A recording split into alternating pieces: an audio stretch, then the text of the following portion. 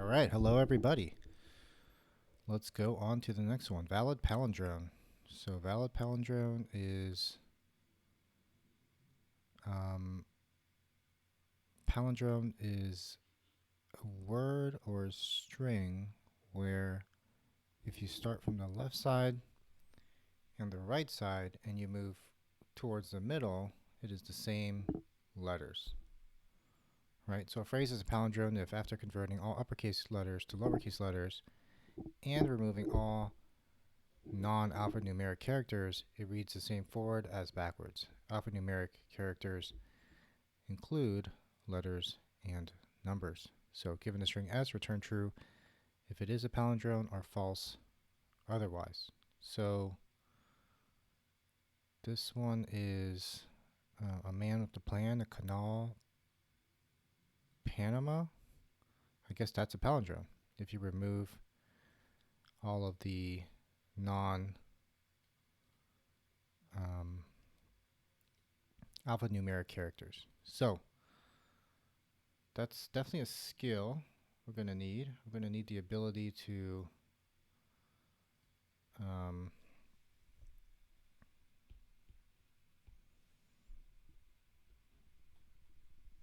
so in terms of skills, it's either remove non-alphanumeric characters or even to just identify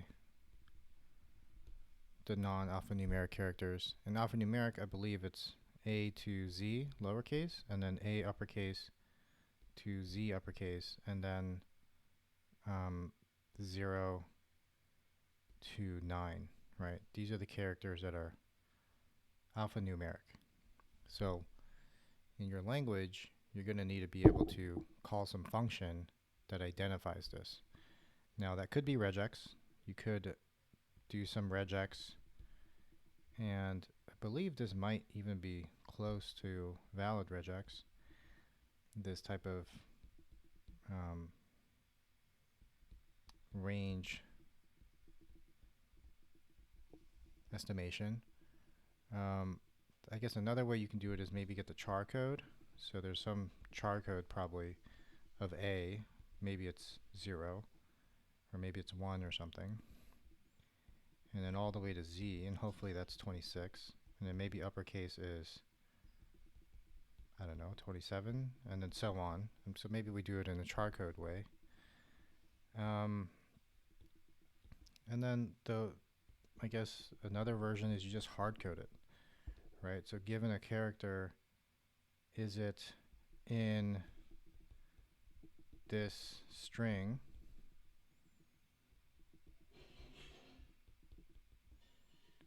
On, and then also the numbered versions, on, and then we hard code in that. And this could be into a string, this could be into a set, could be into a dictionary. And then at least that gives us constant time lookup of the string into it. So that's another option. But that's one of the skills you need, right? So you need to remove non-alphanumeric characters, and that would probably include the space. And then, let's say this is your solution function, and you had this function, which is a remove function, and the solution takes, I'm going to call it the input. And then you remove the input, and now you have a cleaned string. And then you just want to, basically know whether clean is equal to clean dot reverse, right? You want to know if race car is the same as, whatever this is, which is race car, right? You want to know if race car is the same as race car. You can call reverse on it probably, depending on your language, and then you could just check it. So that's one way to do it. I guess another way to do it is if you're given some type of input and you have something like race car,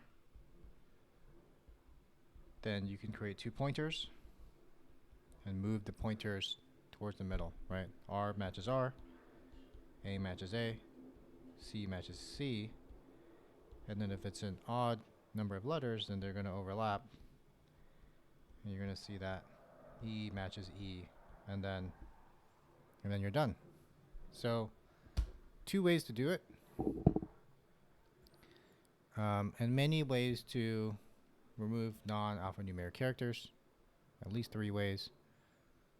So I don't imagine getting this question in an interview, mostly because it's not very insightful in terms of technical ability to remove non-alpha numeric characters.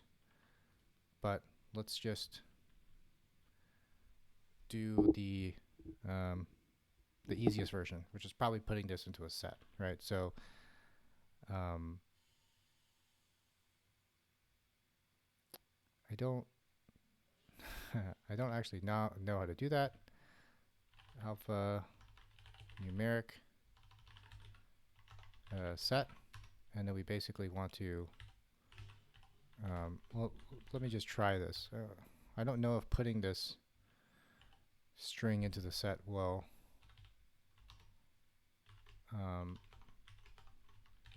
split this. So I'm going to go ahead and just print A like this, and I just want to know if I have to split it myself.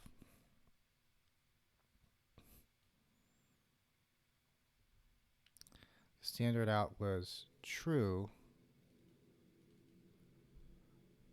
Okay, so it looks like if you give it a single string like this, it's going to split every character of the string. Never knew that. So, oh yeah, there we go. Okay. Let me just see what happens if I put, well, I also want to put numbers in here. So let's just put that 1 in there. Is this going to be a string 1, or is this going to be the number 1?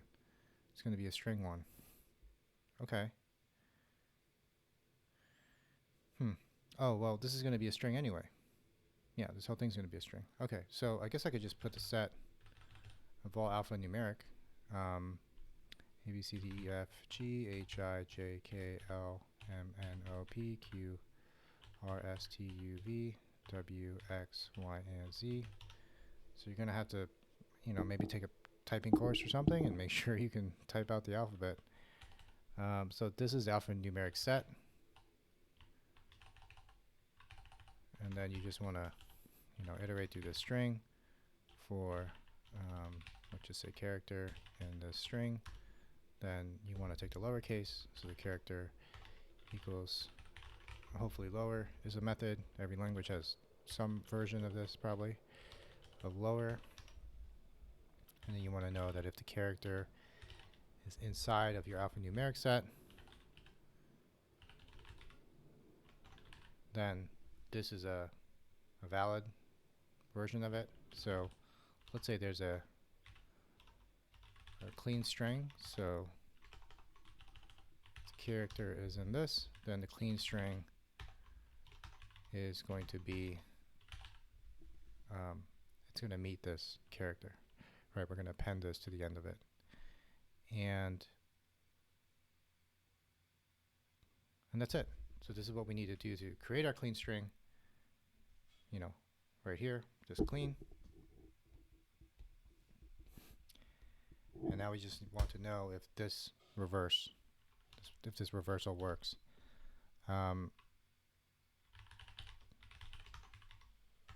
Clean string. I don't know if there actually is a reverse in Python, but you can imagine if you have access to print, you can print anything you want. And let's just double check if reverse even exists. String object has no attribute reverse. Okay. So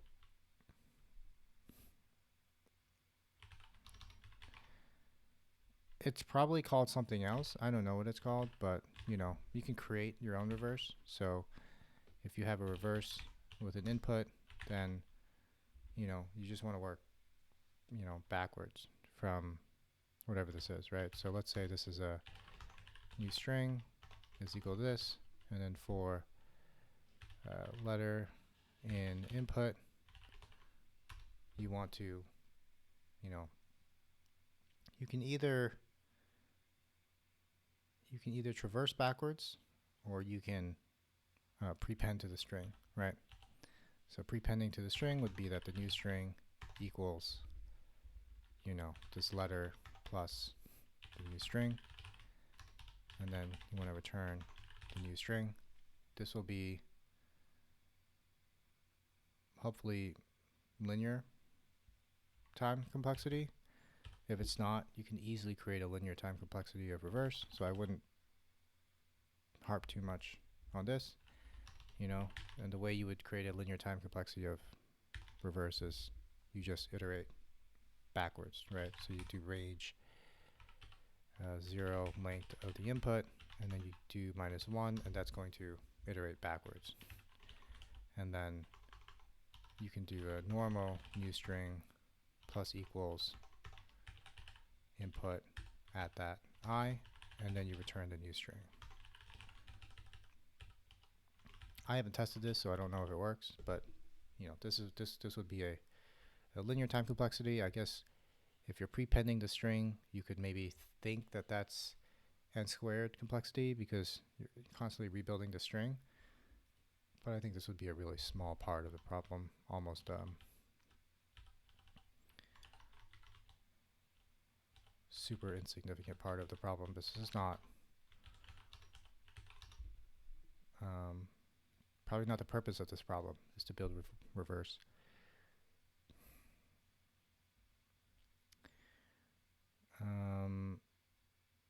Range.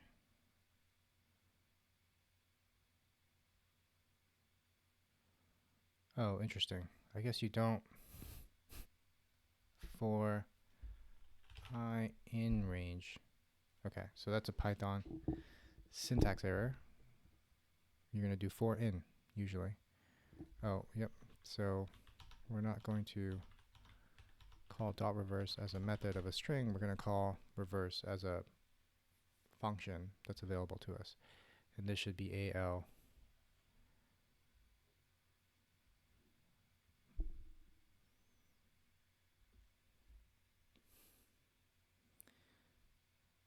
So this errored out before doing the standard out.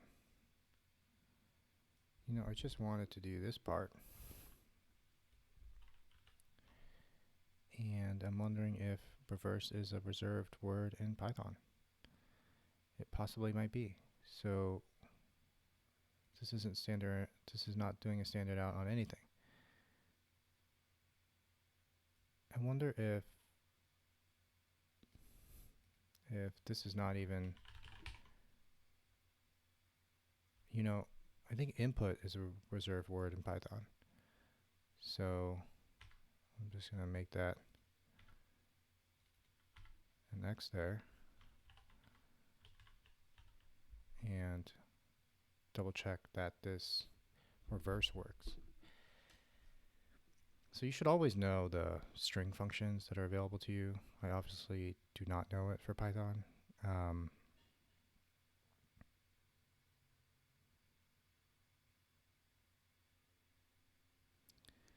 I'm really confused why this isn't even printing. So you should be able to print this, all the elements in here. So it's printing kale. You have a new string here. It's printing, should be printing I.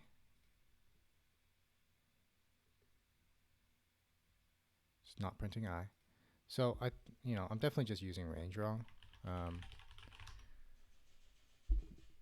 This is an embarrassing video, but I basically want to go backwards, right? So you can start. I see. So Python, it's start, stop, and steps. So if I'm going to do this, I'm going to need to start here, probably -1, and then I'm going to stop at 0, although 0 is not included. So this is non-inclusive. So I guess this would be -1. And hopefully this goes from range of index 3 to 0. Right, so 3, 2, 1, 0. And E, L, A, K. So this is reverse. So we built reverse. Learned a new thing about range. It's start, stop, and then negative. So that's going to be KL there, and then we have that. So we just want to see if our clean S. Nope, we want to change this because reverse is now a method. And reverse should appropriately reverse the string that we have. Okay, so here's race car and race a car, which should not be a palindrome. I put true when it should be false. Why is that? Well, let's see. Let's think through this.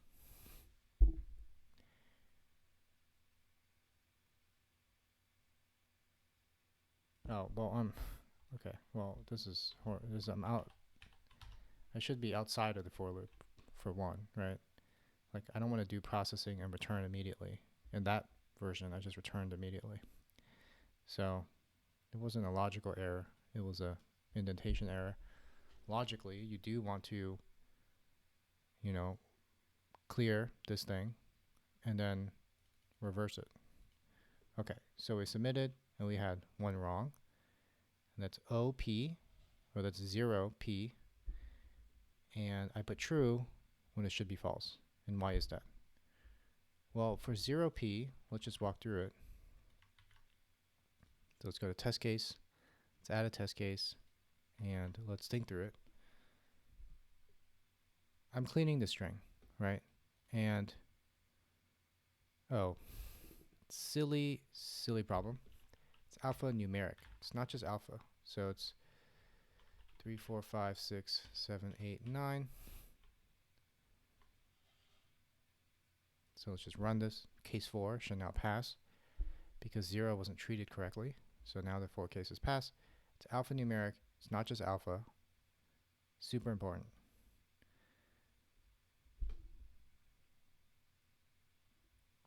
All right. So perfectly fine. If I had to make improvements, I probably would rethink reverse and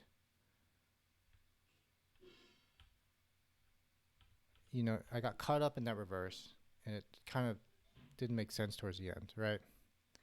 So, what I drew here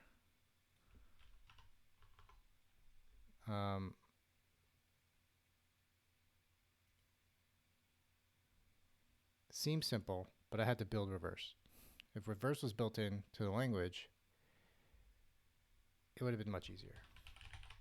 So I'm just going to Google Python reverse string. And yeah, there's a way to reverse a string. So it's : -1. So, let's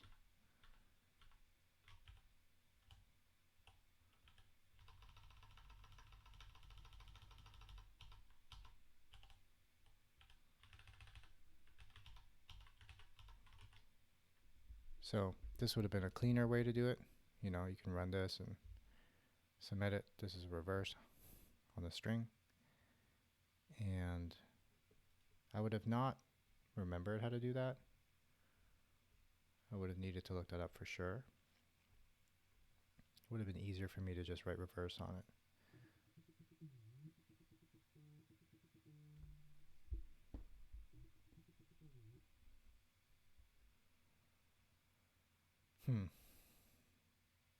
Don't know if I need to edit that out because it's all spam calls. Every call is a spam call for me, especially from 415. super annoying. Okay, so what's the other way to do it? So solution 2 was here, where we have 2 pointers, right? You have this pointer, a left pointer, and you have a right pointer. So is this an easier way to do it? Would I have been able to skip this whole thing? Maybe, right? So what is left? Well, let's continue to clean the string. Cleaning the string was super useful, right?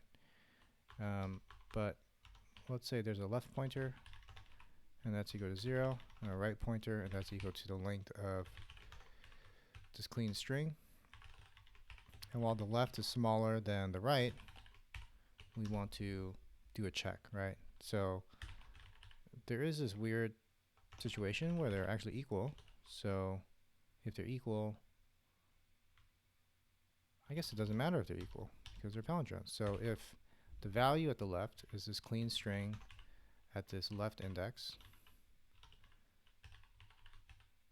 equals the value of the right, so it's this clean string at the right index, then everything's dandy. Everything is great. So we just continue. If it's not, everything is bad. So we just return false. And at the end of this, we can return true, right? So this creates a situation where you have the left pointer and the right pointer. If they're equal, continue. And, to continue, we actually want to do something. We actually want to go left plus equals 1, right minus equal 1. Then we continue. And this is the movement of the arrows. And if it's equal, we continue to move the arrows. And C and C are equal, we continue to move the arrows. Now they're completely equal, and they're both on E, still equal. And then we move the arrows, and now they break out of the while loop because they've done a cross, right? They've crossed each other. So let's run this, see if that works. And, logically, this is a 2-step process. We have the strings out of range, right? So they also have to be in range. So if left is equal to right, and the left has to be smaller than the length of this, and the right has to be larger than -1, or larger than or equal to 0.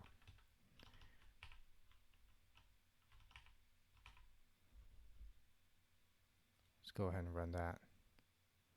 So we got to remember that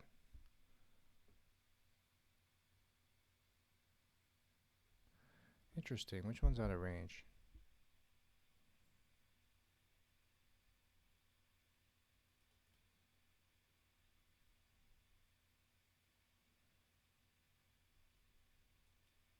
Oh, no, this is out of range. So, oops, it's immediately out of range. So it cannot be the length. It has to be the length minus 1.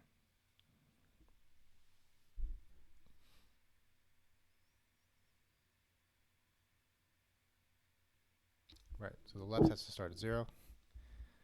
So you gotta be super clear about that. The length of race car, right, is 1, 2, 3, 4, 5, 6, 7. So the length will be 7, right? This is the length. So if you're starting the right at the length, you're already starting the right out of bounds, and that is bad news. Make that red. It's got to be inbounds. It's got to be here, so it's got to start at length minus 1. The left cannot continue past it, so it has to be smaller than the length, and the right cannot continue past 0, right? So let's say in the worst case, it's in the worst case there's no length at all, right? So if you want to put that optimization, you could say that the length of clean S is equal to 0, then I guess it's a palindrome, right? If it's an empty string. And then if it's not, if it's at least of length 1, then, in the length 1 situation, left and right are just both at 1, or the first letter. They're at index 0.